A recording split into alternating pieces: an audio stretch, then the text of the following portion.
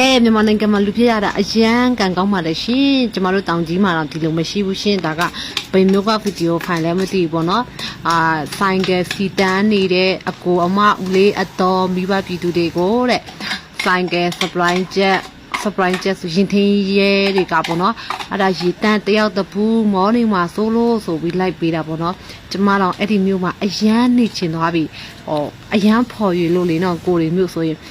ရေတန့်ပေးဖို့နေတတာလေးသူတို့မြင်တာနဲ့ကြောက်နေရတာဘာမှမပိုင်ကြောက်နေရတာကောအကုန်လုံးကြောက်နေရဒါပေမဲ့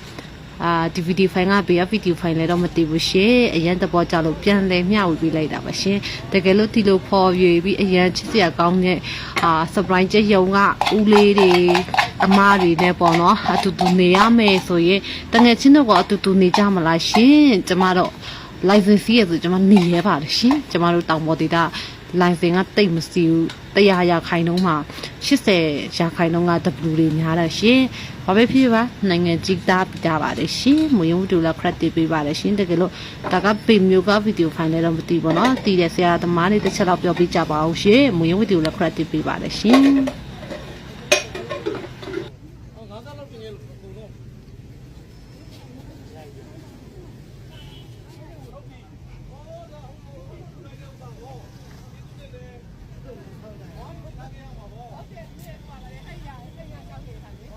အိမ်သားအကြောင်းနေခဲ့ရလားဟုတ်ပြီဟုတ်ပြီတို့ဆောင်းတော့ဝမ်းသာနော်လေပြန်တွေ့တာပဲဟုတ်လား